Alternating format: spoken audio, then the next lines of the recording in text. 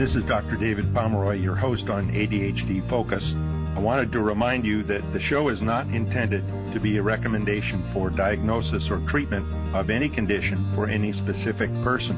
Please consult your mental health professional or doctor managing your ADHD or mental health issues about any diagnosis or treatment-related information that you hear on the show. Refer your ADHD provider to the show if he or she would like more information. Thank you. I've got a very exciting show today with Brendan Mahan about the wall of awful, what develops in terms of people trying to cope with all the things that come up with their ADHD and how to climb it, how to help work with it.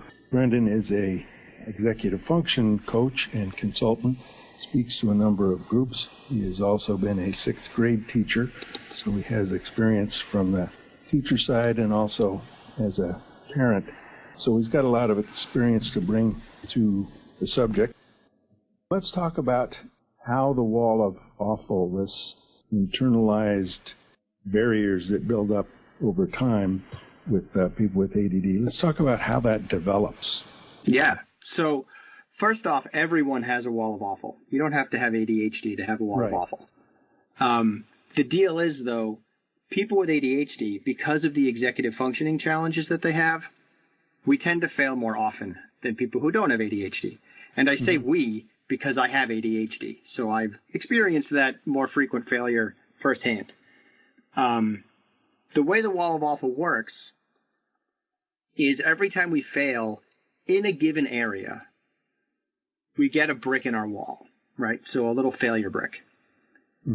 And if we fail enough in that area, we start to develop a wall of awful for that task or that particular type of risk.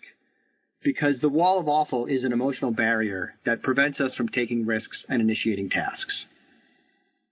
So it may be a task of you didn't take out the garbage, as that's one of your chores, and the more you get hounded on that and why didn't you remember, then that adds to more their task wall. Right. Yeah. So it could be taking out the garbage, like you said. It could be homework if you're a kid.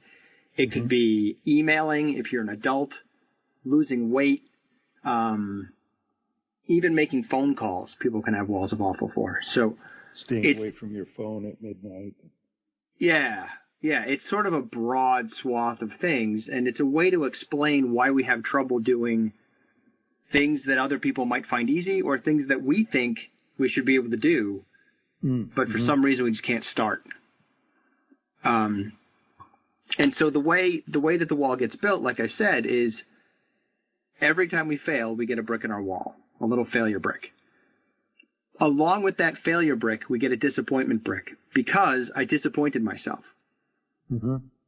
But I also get a disappointment brick for everyone whose opinion of me matters around that failure. So if I was supposed to send an email to a client, let's say, and I don't, I get a brick for myself. I maybe get a brick for my boss. I get a brick for that client. If I'm working with someone else on this project, I also get a brick for them. All of those bricks pile up. Yes, pretty quickly. Yeah, and these disappointment bricks lead almost immediately to rejection bricks. Because when we disappoint someone, we assume they're going to reject us. Whether they do or don't doesn't really matter. We think they will, and that's enough for this emotional barrier to start to form. It's not...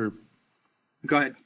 With kids, they aren't going to necessarily assume it right from the start, but the more they do it, the more they fail. Pretty soon they're going to think, oh, here we go again. Mom doesn't like me. She's going to tell me I'm not good for anything, or my teacher's going to say, why, you're doing this again. So that rejection gets more powerful, and then it gets the anticipated. Yeah. And as these emotions build up, as these emotional bricks pile on to each other, they start to change around a little bit, and we start to get new emotions that get added, right? So rejection leads pretty quickly to loneliness. Mm-hmm. Because if I feel like I'm being rejected by enough people, now I just start feeling like no one likes me and no one cares about me, and now I'm feeling lonely. And if I have some guilt around making that mistake, right? Guilt leads to shame in a heartbeat. Guilt being, I feel like I made a mistake. Shame being, I feel like I am the mistake. And that internalization of those emotions. If the reason you made the mistake is because you have ADHD, how do you keep that guilt from becoming shame? It's really hard. Yes, particularly if you don't know yet that you have ADHD, and either to your parents or your wife or anybody else. Right. Or if I know I have it and I'm just like, it's because I have ADHD that I can't do X, Y, and Z. I stink because I can't do anything because I have ADHD. One of the things I like to say is that sometimes the ADHD wins. And it's a way for me to get some distance between myself and my ADHD. And yeah, I'm sort of putting the mistake on the ADHD, which, as much as people want to say, don't blame the ADHD, except that I'm right. And the reason I made that mistake is, in fact, because I have ADHD. So it's not about blaming. It's about, like, explaining. And the difference is a subtle one, but it's important, right? I'm not trying to excuse myself from everything because I have ADHD. It's not an excuse. It's a reason. Right. It's a way to explain why that mistake happened. So I don't have to carry the emotional weight of the mistake, but I still have to solve the problem that the mistake caused. As opposed to using the ADHD as an excuse where I don't have to carry the emotional weight of everything that led up to the mistake, but I also don't have to carry the emotional weight of fixing the problem. That's not a plan. Right. You got to fix it, but you don't have to beat yourself up about the fact that you made the mistake. Right, and I certainly see people that have figured, oh, I don't need to worry about it, and oftentimes it's a teenager who says, well, I have ADD, so it's no wonder they didn't turn the paper in or whatever, and so parents even get more frustrated, maybe especially if one of the parents also has ADD but has figured out how to deal with some of this. How would we turn someone from it's an excuse and there's nothing I can do about it to you can if you choose to? Is that part of their wall, using it as an excuse instead of a reason? Yeah, and what they're doing there is they're trying to avoid the wall, right? They're either staring at it or they're trying to go around it, and they're just trying to not interact with that wall of really hard emotions. And you kind of have to flip it on its head a little bit and talk about how, yeah, you didn't write the essay, but you still have to. Like, just because you didn't do it doesn't mean you don't have a responsibility to write that essay or mow that lawn or take out that trash. It's still your responsibility. And my Uncle Ben used to say that with great power comes great responsibility. And I like to flip that on its head and say that with great responsibility comes great power. If we're taking responsibility for the things that we are responsible for, that can be empowering. And sometimes that's intimidating. And it takes a little while to get there, and it takes some maturity.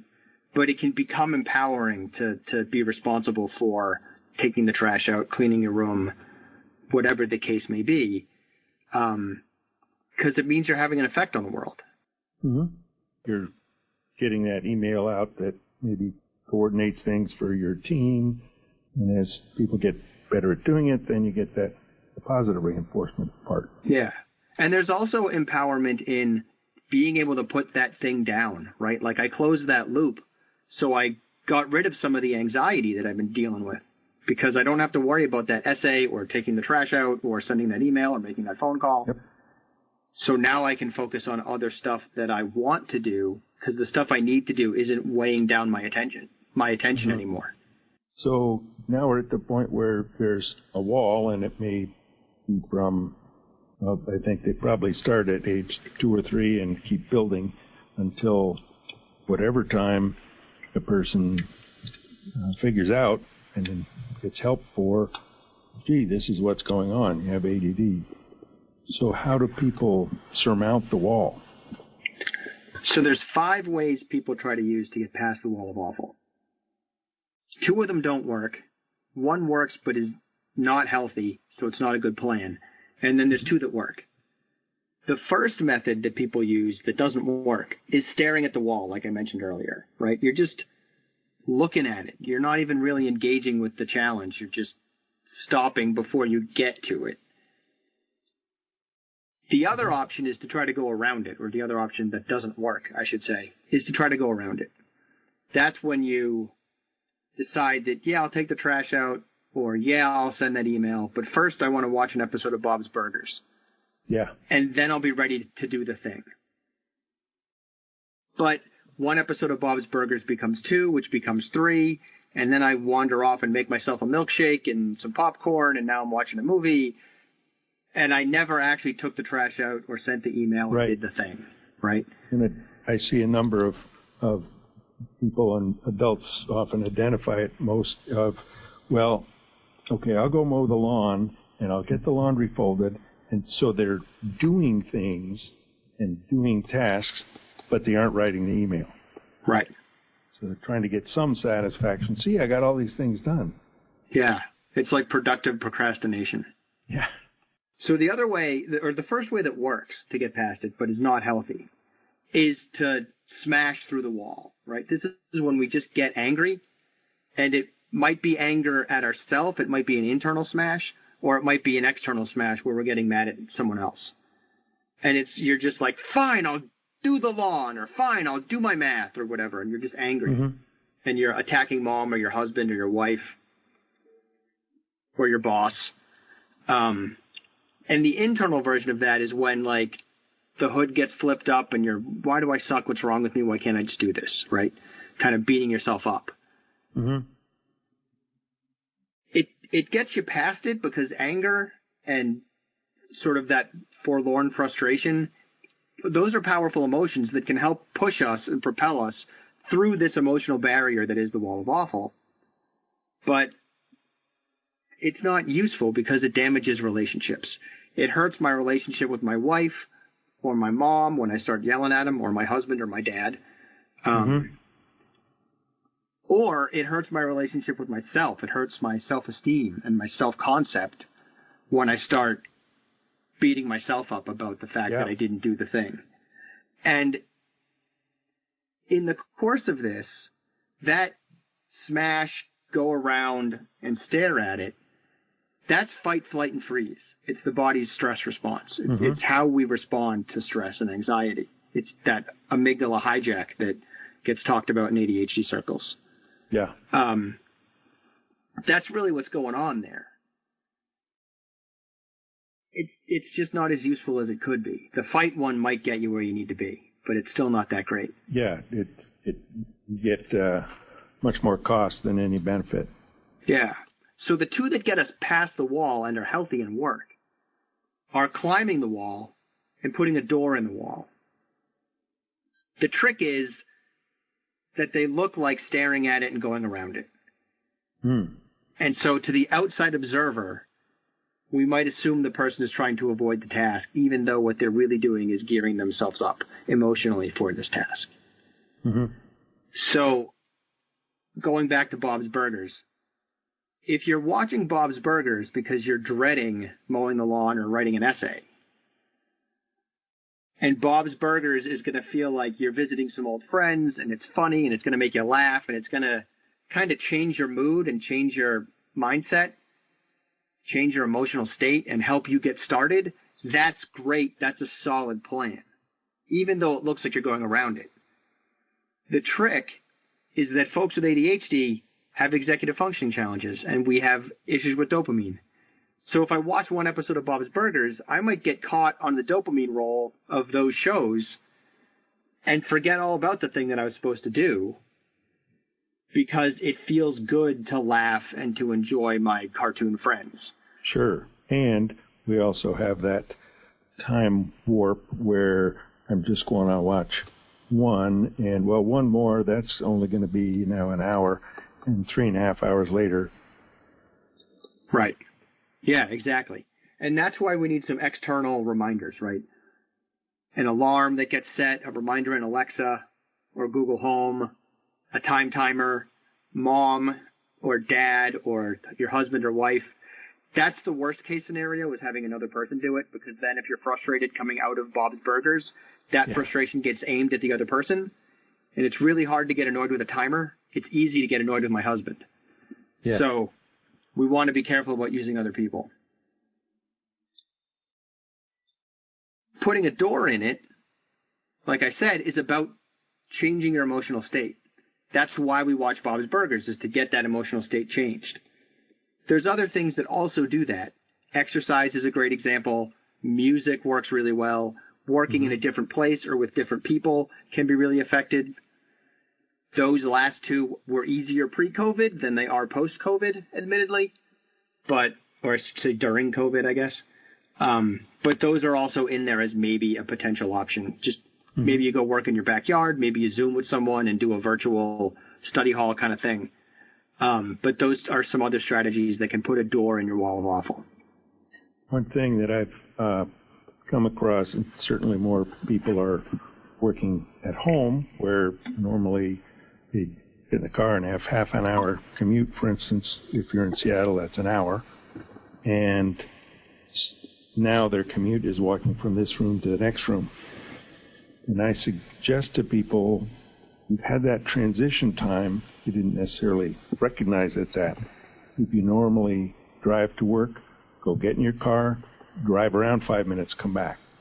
Now you've had that break, that mental transition. Okay, now I'm back at work. So it's kind of using a different place or environment, I guess. Yeah, and often even more critical is the commute home. If you've got a family, you can't just leave your office that you're doing all these Zoom calls and coding or whatever in, emailing, and then walk out into your family room from your office and expect to be an effective mom or dad. Because an effective mom or dad often is really caring, and there's a lot of social emotional stuff that's going on. And those social emotional skills are not always the priority at work. So you might be more demanding, you might be more critical than you necessarily should be with your family, at least immediately, because those are the skills and the mindset that you have to have at your job.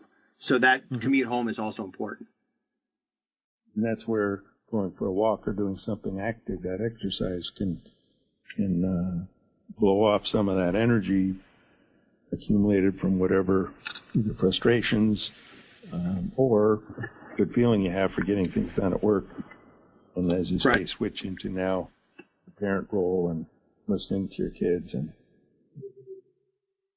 Yeah, exactly.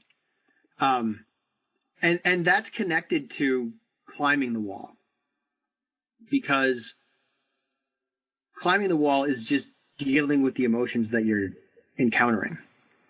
And a great way to do that is through mindfulness. And mindfulness is another really solid transition home. If you can take 5 or 10 minutes and meditate in your office and then go into the family room, that's going to help you center yourself. Yeah.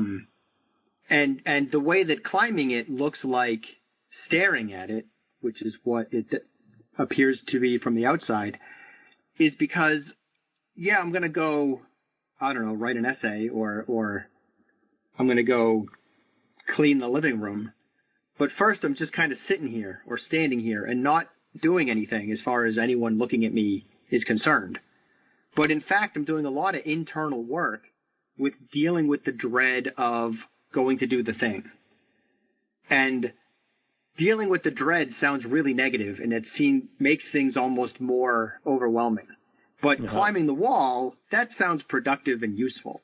So another element to all of this is that the wall of awful is a relatively easy concept to understand. It's something that's fairly easy to explain, even though it's deeply sophisticated and complicated. But it can be understood by kids that are like 8 years old. And you can say to them, hey, you're climbing the wall, when they look like they're not doing anything. And that might help them be aware that they're dealing with emotions and help you be aware that they're maybe doing something even if it looks like they aren't. Yeah. And it just occurred to me that to be able to say it's okay to be getting ready, because if you were going to climb a wall, particularly a larger one, you would want to make sure you had the right equipment, that you were rested, that you'd had something to eat, those kinds of things. So that's the preparation you're physically going to climb a rock wall, you need that same kind of preparation to get after the emotional wall. Yeah. And we can become stronger climbers. We can become better at addressing those emotions, right? Taking responsibility, like I talked about earlier, is a good way. The better you get at that, the easier it is to climb your wall. And getting comfortable with being uncomfortable is also a useful strategy. Mm-hmm. And another choice is to put handholds in it to make the wall easier to climb. You're not stronger, it's just easier to get up there. And I've already mentioned some of those too, right? Like I mentioned using a time timer. Timers are a great way to help us get up the wall, because if I only have to do work for 15 or 20 minutes, it makes it feel more manageable. Uh-huh. And in the same way, reflecting on why things went the way they went and learning from those mistakes is going to make it easier to climb the wall. So there's ways to get past it. It's not an insurmountable thing. So are there particular, you talked about you can have a lot of different walls and different kinds of things. Are there particular walls that seem to be hang-ups to most people? Ones that are, for most people, this is a common, maybe harder wall to deal with than do the chores or just write that one email. Yeah, I think so. A lot of them are around communication. So sending that email, making that phone call, having that hard conversation with your spouse or your boss or your kid or your best friend. And a way to manage those communication challenges is to have a little bit of a script, like have some phrases and words that are going to help you begin that conversation. Something that I say to people a lot when I'm talking about ideas and things is I'm like, feel free to hate this. I say that all the time. And it does a bunch of different things. One, it lets the person I'm talking to know that I'm open to criticism and they don't have to like my ideas. Two, it helps me disconnect from that idea. I don't get too committed to any of the ideas that I share, because if I share one that I'm feeling committed to, I immediately start with, feel free to hate this. And that gets me pulled out of it. So if they're like, I don't think I want to do that, I'm like, cool. And this can be anything from where we want to go to dinner to what's the plan for Christmas, to working with clients and sharing strategies for them that they might want to use in their lives. Mm-hmm. Feel free to hate this is a really powerful one for me. Yeah. And one of the ways I keep bricks from landing in my wall is by having that growth mindset and being aware of the fact that I'm probably going to mess this up, and I'm not perfect, and I don't need to be perfect, and it's okay. That stuff keeps bricks out of my wall. Yeah. Another area that folks often struggle with is like physical stuff, right? Weight loss, diet, exercise, that kind of thing. Mm-hmm. Those can be really hard too. And some of what makes that tricky is it's often more than one wall coming together that you have to encounter, which is an element of this that we haven't really dug into yet, right? If I feel like I need to lose 20 pounds, and I totally need to lose 20 pounds, by the way, there's a lot in there to make that hard and also to make me want to do it, right? There's sort of my self-perception. No, I'm sorry, go ahead. It's also not something that, okay, I had the conversation, it's done. Losing weight is not something you do by tomorrow. Mm-hmm. That takes that time, and there's that sustaining your attention, planning, and dealing with the fact that I don't like this. It's uncomfortable. And learning that it's okay to be uncomfortable. No, I don't think anybody much likes it. But keeping that going for the month or two or three is another challenge, particularly maybe it's more with ADD. It is. Yeah, and because every single time I have to face that wall again. And hopefully I'm getting better at climbing it, but maybe I'm not. And those walls are their self-image, like I said. There's also things like time management and having enough time to exercise, mm-hmm. and having enough time to plan for my meals and what I'm going to eat. that can be a wall of awful for people with ADHD that it springs up all the time, is I don't have enough time. Yep. So like figuring out how to have more time or how to structure your time more effectively, that part of solving that problem is a big wall of awful for lots of people with ADHD. Mm-hmm. And also, it's not uncommon for those of us with ADHD to put a door in our wall by eating a cookie, right? Yeah. Like, I need some dopamine. I'm going to chow down on a cookie or two. Mm-hmm. That's not helping us lose weight. So, and then I come back to this different wall, right? Like, now I feel bad that I ate the cookie. So there are elements that are less straightforward than they might seem when it comes to climbing a wall. And sometimes you're climbing the wrong wall and don't even know it. Yeah, and a lot of this, I'm thinking particularly in terms of the weight and eating and self-image, that gets back to often a lot of childhood tapes that are in there, which can be an even harder wall to see as an adult, or maybe it's easy for the person trying to climb the wall. You can remember, I can certainly remember the tapes from my father saying, how many times do I have to tell you? I would never say back to him, I don't know, I guess as many times as it takes. Or if I said it once, that'd be the last time I said it. But that certainly pops up into my head when I'm thinking, doggone it, I did it again. When am I going to learn not to do that? Yeah. And that's where understanding the wall of awful becomes important for parents. Because your dad didn't help you by saying that.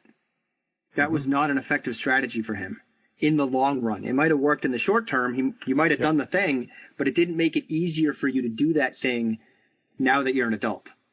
It made it harder. So as parents, sometimes we have to win the short-term battle, and sometimes we have to be willing to make the short-term battle take a little bit longer and maybe even lose it every now and then in order to win the long-term war of helping our kid be more productive or more effective in their judgment or whatever the case may be. Yeah, that long-term win is that I think it's tough for anybody, particularly when you're kind of in the heat of the moment, whether it's parents, doggone it, it didn't get done yet, or ourselves, this feels terrible, but if I have a cookie, I'll feel a lot better. That dopamine going. Well, as commonly happens, we're coming up on being out of time, and probably would benefit from another time we can talk about surmounting successive walls and what's on the other side, and figuring out how to not keep building the wall. Sure. I'd love to come back. That'd be great. I think we've touched on the fact that a wall of awful is the emotional barriers that those of us with ADHD can easily build into from our experience with others and also our own internal experience, and that there are some non-productive and unhealthy ways of trying to get through that wall. But there is hope, because one can learn how to climb the wall or put a door into it.